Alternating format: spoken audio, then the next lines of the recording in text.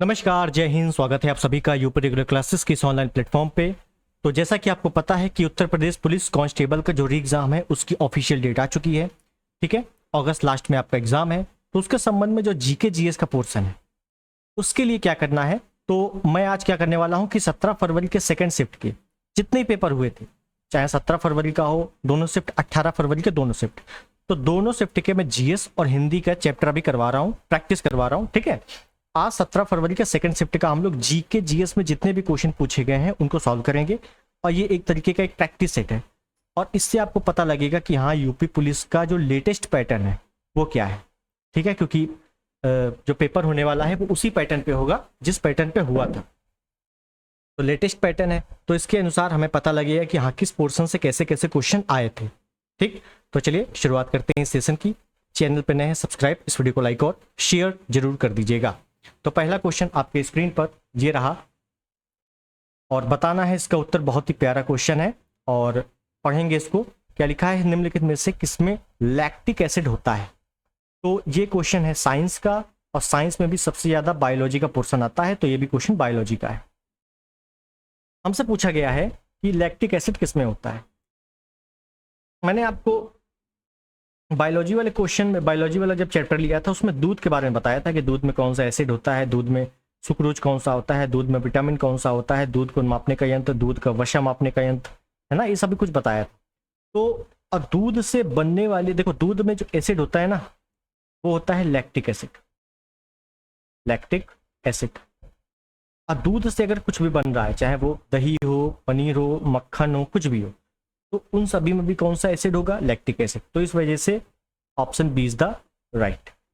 पालक की बात करेंगे तो पालक में होता है ऑक्सैलिक एसिड। ऑक्सैलिक एसिड जिससे पथरी हो जाती है। इमली में क्या होता है, इमली में होता है भैया टार्टरिक एसिड। Tartaric acid. सिरके में क्या होता है, सिरके को बोलते हैं एसिटिक एसिड। Acetic acid. हो सकता है आने वाले पेपर में इन्हीं बाकी के ऑप्शंस में भी ऑप्शन में से प्रश्न बन सकता है। ठीक है, तो आपको अच्छे से ध्यान देना है। नेक्स्ट अगला देखेंगे। गोदान निम्नलिखित में से किस प्रसिद्ध लेखक द्वारा लिखा गया उपन्यास। जितने भी उपन्यास आपसे पूछे गए थे वो बहुत ही इजी थे और सभी मेन चीज इजी तो थे ही, सभी कुछ पीवाईक्यू थे।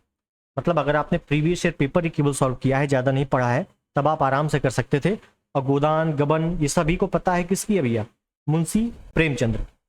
किसकी है, मुंशी प्रेमचंद्र की। तो option C is the right. ठीक है, और माखनलाल चतुर्वेदी की। अब यहां से देखिए ऑप्शन से आपको कुछ पता होना चाहिए। जैसे माखनलाल चतुर्वेदी का हो सकता है इस बार आ जाए, तो इनकी है जैसे एक है साहित्य देवता, इनके प्रमुख है साहित्य देवता, हिमतरंगिणी, ये सब इनकी है। जयशंकर प्रसाद की कामायनी सबसे प्रसिद्ध। लहर एक है। ठीक है, सूर्यकांत त्रिपाठी निराला इनको बोला जाता है, सूर्यकांत त्रिपाठी निराला। इनके प्रसिद्ध क्या है, एक है अनामिका, एक राम की शक्ति पूजा, ये है। ठीक है, जो मुझे याद है वो बता रहा हूं। चलिए आगे देखेंगे। निम्नलिखित में से कौन सा भारत का सर्वोच्च नागरिक पुरस्कार है। भारत का सर्वोच्च नागरिक पुरस्कार, तो देखो सबसे बड़ा सर्वोच्च नागरिक पुरस्कार जो है वो है भारत रत्न। भारत रत्न, और इसकी शुरुआत होती है 1954 में। और एक चीज याद रख लेना है, कभी कभार पुरस्कारों का क्रम पूछ लेता है, तो सबसे पहले आएगा आपका भारत रत्न। भारत रत्न, उसके बाद आपका आएगा पद्म विभूषण। विभूषण, उसके बाद आएगा पद्म भूषण, और उसके बाद सबसे लास्ट में आएगा पद्म श्री।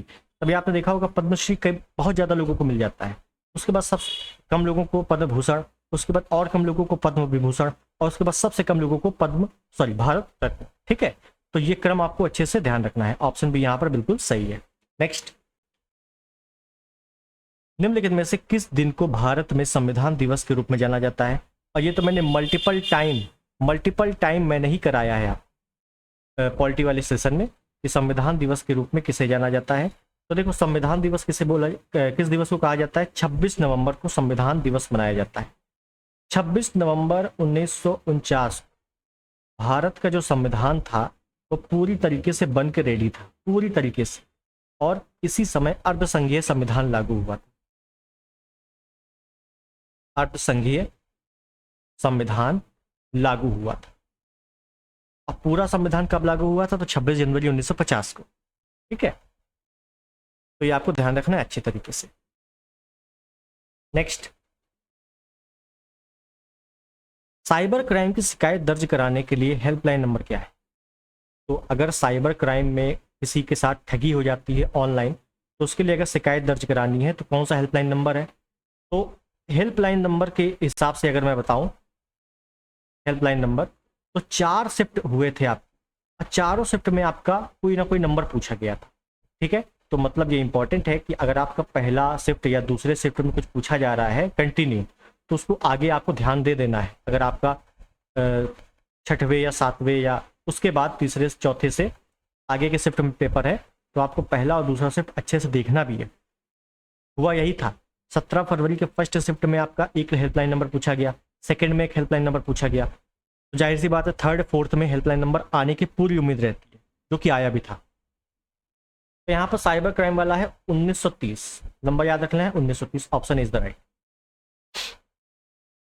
एक महिला हेल्पलाइन नंबर पूछा गया था,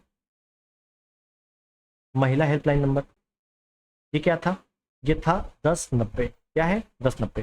पुलिस हेल्पलाइन, पुलिस हेल्पलाइन आपको पता है 112 है, डायल 100 को चेंज करके 112 कर दिया गया था। क्लियर है?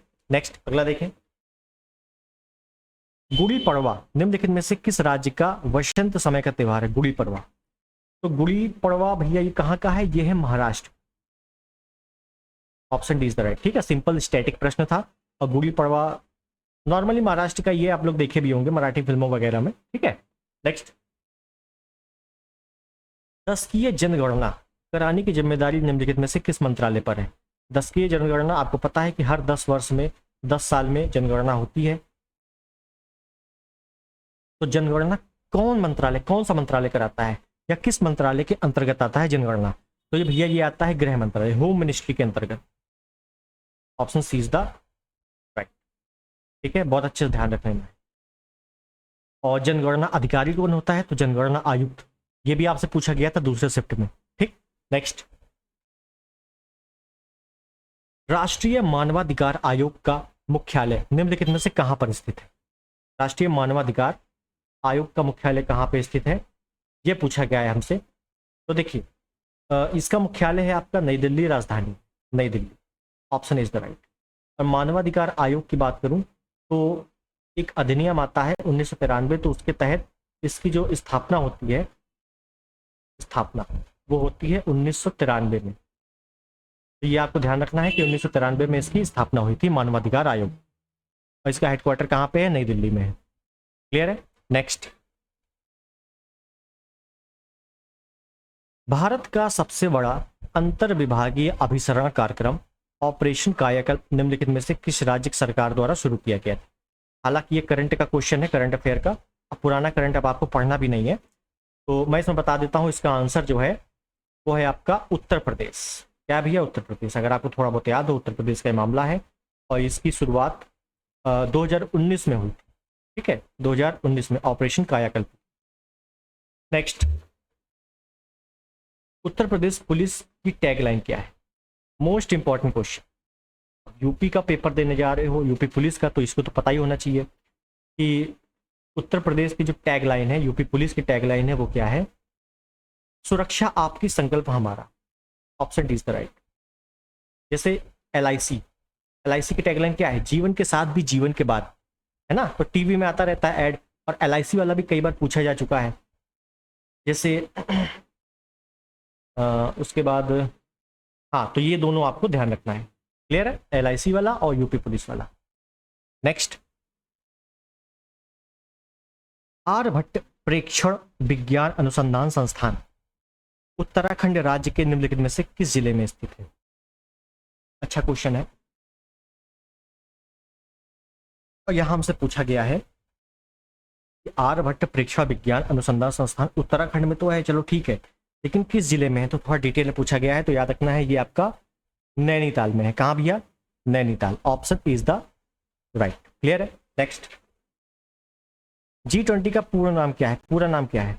ये वो क्वेश्चन है जो आपने बहुत देखा है, बहुत पढ़ा है, आपको पूरा G20 के बारे में पूरा संक्षेप पता है, पूरा इतिहास पता है, लेकिन G20 का फुल फॉर्म ही नहीं पता है।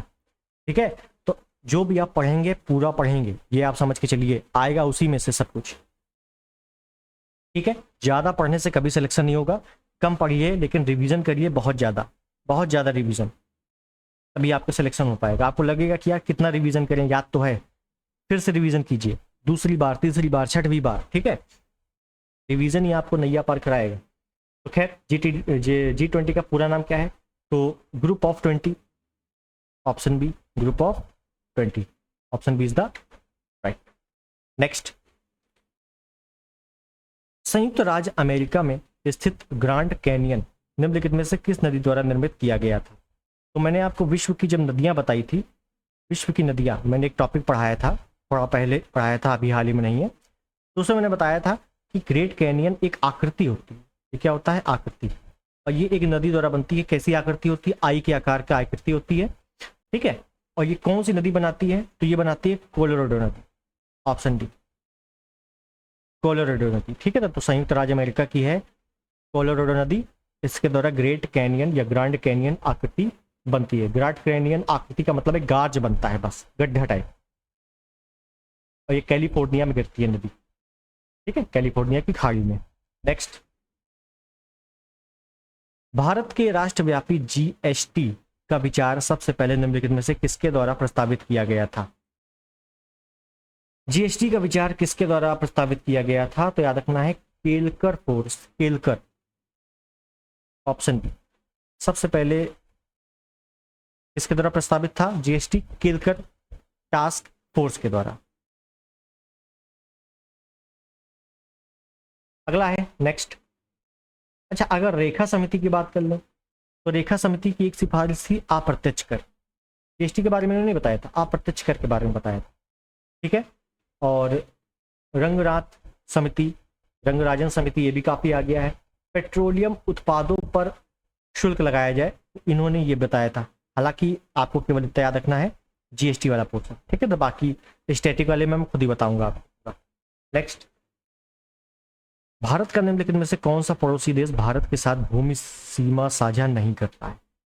अब इससे सिंपल क्वेश्चन क्या ही आ जाएगा? जियोग्राफी का। जियोग्राफी का सबसे सिंपल क्वेश्चन है, भारत के साथ कौन सा देश टच नहीं हो रहा है? भूटान पूरा टच हो रहा है, नेपाल पूरा टच हो रहा है, म्यांमार पूरा टच हो रहा है, मालदीव भैया टच नहीं हो रहा। Option C is the right. बताओ, कोई दिक्कत है इसमें? कोई दिक्कत नहीं है। नेक्स्ट, टोक्यो एशिया के निम्नलिखित में से किस देश की राजधानी है? राजधानी आएगी ही, और ये बहुत ही सिंपल राजधानी है। टोक्यो किसकी है? Japan. Option is the right. चीन की बीजिंग है, बीजिंग। और बाली वगैरह कोई की राजधानी नहीं है। हाँ, बाली कहाँ का है? इंडोनेशिया का एक द्वीप है, इंडोनेशिया। और इंडोनेशिया की राजधानी क्या है? नुसंतारा। नुसंतारा नई राजधानी है, नुसंतारा। और थाईलैंड के बैंकॉक, बताइए आपको, बैंकॉक। क्लियर। नेक्स्ट, थंगका निम्नलिखित में से किस राज्य की सबसे लोकप्रिय कला शैली है? थंगका, तो थंगका एक कला शैली है। तो ये कहाँ की कला शैली है ये पूछा गया है, तो भैया ये है सिक्किम की थंगका। और इंपॉर्टेंट क्या है? बिहार की। बहुत पूछा गया है मधुबनी पेंटिंग। मधुबनी पेंटिंग कहाँ की प्रसिद्ध है? बिहार की। और अगर पश्चिम बंगाल की बात कर लूँ तो एक पटुआ कला है, पटुआ कला, ये भी आपसे कई बार पूछा गया है, और इस बार हो सकता है यही आ जाए। पटुआ कला कहाँ का प्रसिद्ध है? पश्चिम बंगाल का। उड़ीसा का पटचित्र, पटचित्र, पटचित्र कला, ये कहाँ की है? उड़ीसा की। क्लियर है, तो ये आपको ध्यान होना चाहिए चारों का, हो सकता है यहीं से रिपीट हो जाए। नेक्स्ट, नर्मदा निम्नलिखित में से किस में मिलती है? नर्मदा किस में मिलती है? हिंद महासागर में, अरब सागर में, बंगाल की खाड़ी में, प्रशांत महासागर में। तो आपने अगर जियोग्राफी का नदियों वाला पार्ट थोड़ा सा भी पढ़ा है तो आपको पता है कि नर्मदा और ताप्ती नदी ये दोनों विपरीत बहती हैं। विपरीत, विपरीत का मतलब है उल्टी बहती हैं, और ये अरब सागर की ओर बहती हैं, अरब सागर की ओर। कौन सी नदी? एक है नर्मदा और एक है ताप्ती। तो बस अरब सागर की ओर गिर रही है Narmada. Option B is the right. और जो पश्चिम की ओर गिरती हैं या अरब सागर की ओर गिरती हैं वो नदी डेल्टा ना बनाकर एस्चुरी बनाती हैं, एस्चुरी। क्लियर है? नेक्स्ट, उन गीतों के नाम बताइए जो राधा और कृष्ण के दिव्य प्रेम का गुणगान करते हैं और विशेष रूप से ब्रज में लोकप्रिय है। बहुत अच्छा प्रश्न है। देख, उन गीतों का नाम बताइए, और ये सब रिपीटेड क्वेश्चन है, सब पीवाईक्यू है। कुछ लोग बोलते हैं पीवाईक्यू से कुछ नहीं होता है, मैंने आपको पूरी तरीके से प्रूफ दिया हुआ है, पीवाईक्यू से ही ज्यादातर क्वेश्चन आते हैं। राधा और कृष्ण के बारे में बताना है। चरकुला, मैंने आपको इतनी बार बताया है चरकुला क्या होता है, कि 108 दिए रखकर महिलाएं नृत्य करती हैं, इसमें न राधा कृष्ण कहीं नहीं आता है। ख्याल बुंदेलखंड का है। कजरी सोनभद्र का है। अब बताइए राधा कृष्ण ब्रज क्षेत्र का क्या बचा? रशिया बचा। Option C is the right. कोई दिक्कत हुई? कोई दिक्कत नहीं हुई, बहुत ही सिंपल क्वेश्चन था। नेक्स्ट, वस्त्र मंत्रालय ने निम्नलिखित में से किसका उत्पादन करने वाले किसानों की सुविधा के लिए पाट मित्रों एप्लीकेशन लॉन्च किया है? पाट मित्र, तो पाट मित्र एप्लीकेशन ये 2023 में लॉन्च किया गया था दिसंबर के करीब, ठीक है ना, ज्यादा पुराना नहीं है, तो याद करना है। किसके लिए प्रसिद्ध था ये? तो जूट के लिए, जूट। ठीक है, वस्त्र मंत्रालय ने इसको लॉन्च किया था, इसके लिए जूट, पाट मित्रों के लिए। और कौन से किसान? जूट उत्पादन किसान। चलिए अगला देखें। प्रभावती गुप्त गुप्त साम्राज्य के निम्नलिखित में से किस शासक की बेटी थी? रिपीटेड क्वेश्चन है, रिपीटेड। इसमें रिपीट हुआ है बता दो। अगर आपने आरआरबी एनटीपीसी का पेपर दिया है या देखा है तो पहला शिफ्ट जो हुआ था उसका ये क्वेश्चन था, पहले शिफ्ट में। प्रभावती गुप्त गुप्त साम्राज्य के निम्नलिखित में से किस शासक की बेटी थी? और जितने भी वंश हैं, जैसे गुप्त वंश हो गया, मौर्य वंश हो गया, शक वंश हो गया, ये वंश से बहुत ही बेसिक क्वेश्चन पूछा जाएगा, बहुत ज्यादा हार्ड नहीं आएगा। ऐसा क्वेश्चन पूछा जाएगा कि हाँ आपको स्टोरी पता है, ऐसे ऐसे हुआ था, ये इनकी उपाधियां हैं, ये ग्रंथ है, सॉरी ग्रंथ बोल रहा हूं, ये शिलालेख हैं, बस काम खत्म। तो प्रभावती गुप्त किसकी बेटी थी? भैया प्रभावती गुप्त बेटी थी आपकी चंद्रगुप्त द्वितीय की। ऑप्शन इस तरह, चंद्रगुप्त द्वितीय। क्लियर है? नेक्स्ट, निम्नलिखित में से किसने संविधान के प्रत्येक पृष्ठ के किनारों या बॉर्डर को डिजाइन किया था और इसे कलाकृतियों से सजाया था? इसके ऑप्शन मैं बता रहा हूं अभी, लेकिन आपको पहले क्वेश्चन समझना है। यहां बोला गया है जो संविधान की प्रति है, संविधान की पुस्तक, दो चीजें पूछी जाती हैं। एक, ये पुस्तक को लिखा किसने है? दूसरा, इस पुस्तक का जो पेज है ना, पेज पर डिजाइन किसने बनाई? हमसे क्या पूछा गया है? डिजाइन के बारे में पूछा गया है। लिखा किसने है इससे कोई मतलब नहीं है, हमको डिजाइन जानना है, डिजाइन किसने तैयार किया है। तो ऑप्शन देखिए, श्री सैयद हैदर रजा, श्री नंदलाल बोस, जैमिनी राय, प्रेम बिहारी नारायण रायजादा। और मैंने आपको बहुत बार ये क्वेश्चन कराया है, नंदलाल बोस। संविधान के डिजाइनर कौन है? नंदलाल बोस, लेकिन प्रेम बिहारी नारायण रायजादा ने लिखा है। तो अगर आपसे बोल दे कि संविधान को अपने हाथों से लिखा किसने है, तो प्रेम बिहारी नारायण रायजादा ने लिखा है। क्लियर है? नेक्स्ट, हाल ही में विश्व के निम्नलिखित में से किस देश में तमिल कवि और दार्शनिक थिरुवल्लुवर की प्रतिमा का अनावरण हुआ है? तो ये भी करंट का क्वेश्चन था, और ये था भैया फ्रांस। कहाँ था? फ्रांस। ठीक है, करंट अब आपको नहीं पढ़नी है, बस करंट आपको 6 से 8 महीने और ज्यादातर 6 महीने का पीछे का पढ़ लेना है, अगस्त से पीछे का। ठीक, नेक्स्ट, 2016 के विमुद्रीकरण के समय निम्नलिखित में से कौन भारत का प्रधानमंत्री था? चारों शिफ्ट में, पिछली बार चारों शिफ्ट में नोटबंदी से क्वेश्चन आया था। एक बार पूछा गया था नोटबंदी के समय प्रधानमंत्री कौन था, नोटबंदी किस डेट को हुई थी, नोटबंदी के समय वित्त मंत्री कौन था, इस टाइप के क्वेश्चन आए थे। तो 2016 में प्रधानमंत्री कौन था? बच्चे बच्चे को पता होगा, नोटबंदी किसने कराई थी?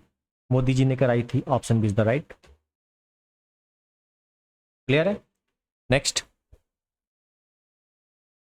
ऐसी अर्थव्यवस्था जिसमें निजी क्षेत्र और सरकार दोनों हो निम्नलिखित में से क्या कहलाती?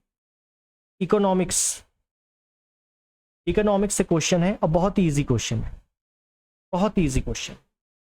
भाई अगर निजी क्षेत्र है तो सार्वजनिक हो जाएगा, सॉरी अगर निजी क्षेत्र, हाँ निजी क्षेत्र है तो सार्वजनिक हो जाएगा, सरकारी है तो सरकारी क्षेत्र हो जाएगा, और अगर दोनों है तो मिश्रित हो जाएगा।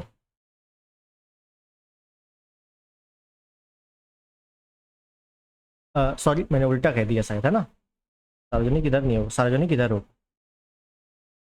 सार्वजनिक, और निजी मतलब प्राइवेट वाला क्षेत्र, और दोनों मिला देंगे तो मिश्रित क्षेत्र और मिश्रित अर्थव्यवस्था। बस ऑप्शन में मिश्रित अर्थव्यवस्था दिया होगा, option C is the right. Economics से बहुत ही सिंपल क्वेश्चन आया था। नेक्स्ट, भारतीय राष्ट्रीय आंदोलन के निम्नलिखित में से किस घटना के बाद रविंद्रनाथ टैगोर ने अपना दर्द और गुस्सा व्यक्त किया था और अपनी नाइटहुड की उपाधि त्याग दी थी? अगर आप ल्यूसेंट भी पढ़ रहे हो ना बेसिक, तो ये क्वेश्चन आपको कम से कम 4 से 5 बार मिल जाएगा। क्या बोला गया है? सिंपल सा सार ये है इस प्रश्न का कि रविंद्रनाथ टैगोर ने अपने नाइटहुड की उपाधि क्यों त्याग दी थी, किस लिए त्याग दी थी? तो सभी को पता है क्या हो गया था, जलियांवाला बाग नरसंहार, जलियांवाला हत्याकांड हुआ था 13 अप्रैल 1919 को। तो जब ये हो गया था, इसी के बाद रविन्द्रनाथ टैगोर ने नाइटहुड की उपाधि जो अंग्रेजों ने इनको दी थी, उन्होंने त्याग दी थी पूरी तरीके से। क्लियर है? नेक्स्ट, नीली क्रांति निम्नलिखित में से किससे संबंधित है? नीली क्रांति, तो नीली क्रांति का संबंध है भैया मछली उत्पादन से, मछली पालन या मछली उत्पादन, ऑप्शन इज द राइट। कपास उत्पादन, फाइबर, सिल्वर फाइबर क्रांति, सिल्वर फाइबर क्रांति। ठीक है, तो ये आपको ध्यान रखना है। और दुग्ध उत्पादन, डेयरी उत्पादन या दुग्ध उत्पादन आ जाए, दुग्ध उत्पादन, तो क्या हो जाएगा? श्वेत क्रांति, श्वेत क्रांति। क्लियर है? नेक्स्ट,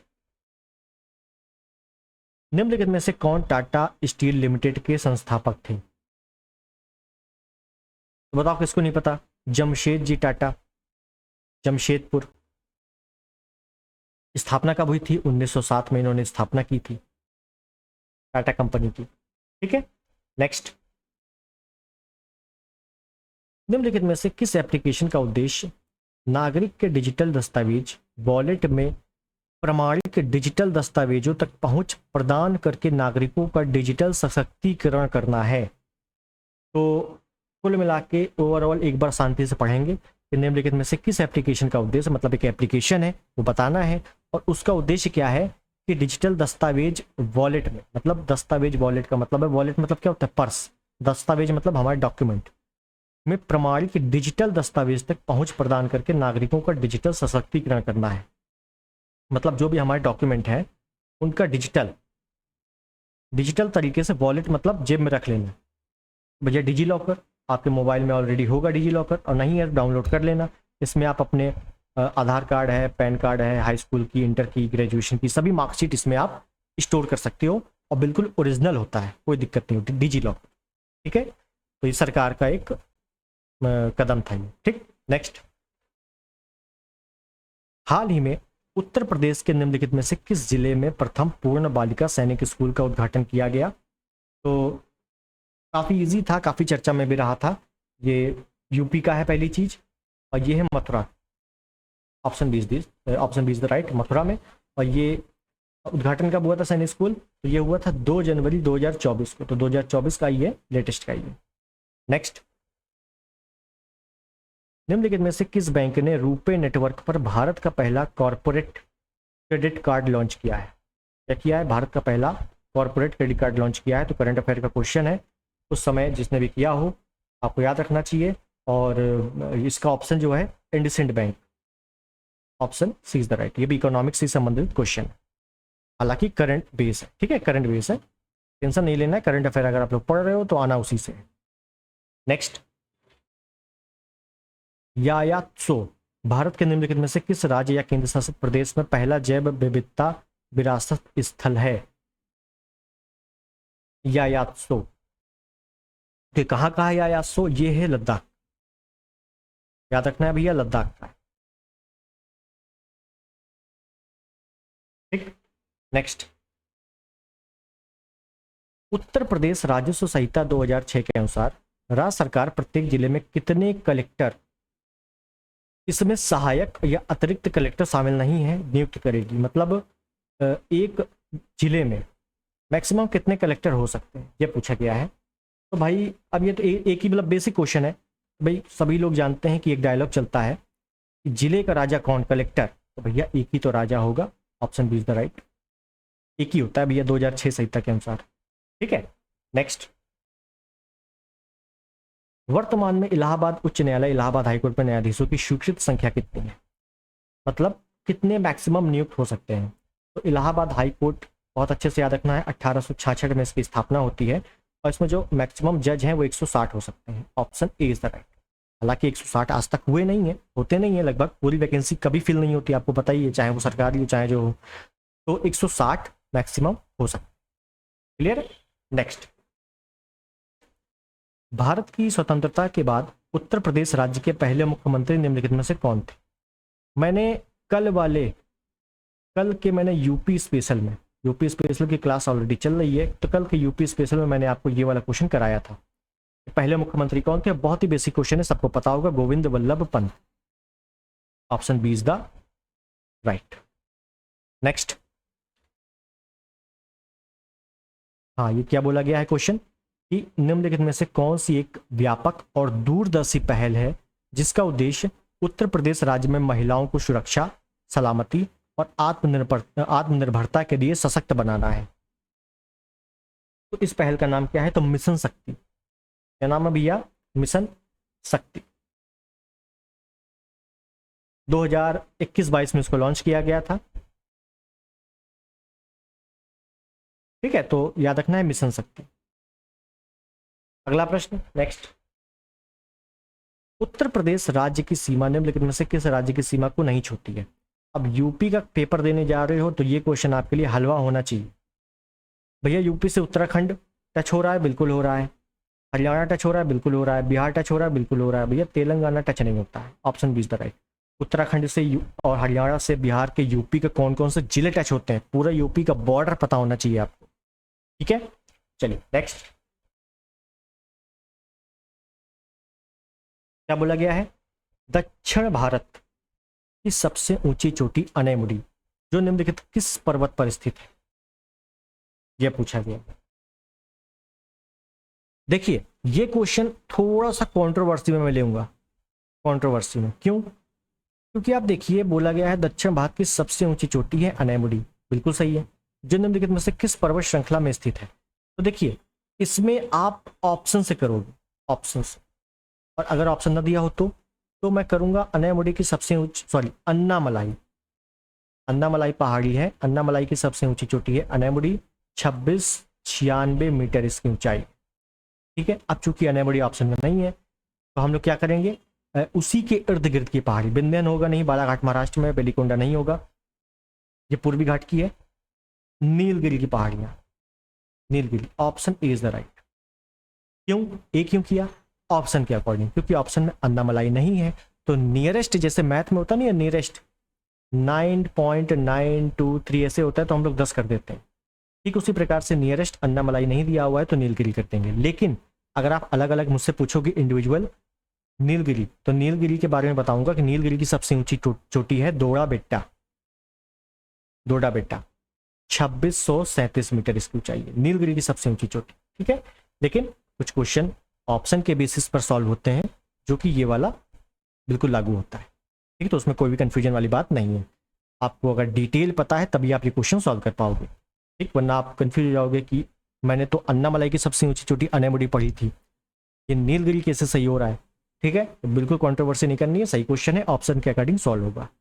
ठीक, तो हमारे सभी क्वेश्चन इस शिफ्ट के तैयार कंप्लीट होते हैं। ठीक है, 17 फरवरी के सभी क्वेश्चन कंप्लीट हो गए हैं। 18 फरवरी की मैं 2 शिफ्ट हुई थी, तो जीके जीएस समझिएगा, जीके जीएस मैं टोटल मिक्स करके एक ही वीडियो में कवर करा दूंगा, और हिंदी भी दोनों शिफ्ट का एक वीडियो में कवर करा दूंगा। ठीक है, वैसे टोटल इसके 2 वीडियो आते सुबह शाम के, इसके भी 2 वीडियो आते सुबह शाम के, 4 वीडियो हो जाते, ज़्यादा टाइम हो जाता। मैं सिर्फ 2 वीडियो में इसको कंप्लीट कराने की पूरी कोशिश करूँगा 18 फरवरी वाले, ठीक है। तो आई होप चीज़ें आपको समझ में आ गई होगी। तो मिलते हैं अगले वीडियो में, तब तक के लिए नमस्कार, जय हिंद, वंदे मातरम, और तैयारी कायदे से करते रहो क्योंकि एग्ज़ाम जल्द है।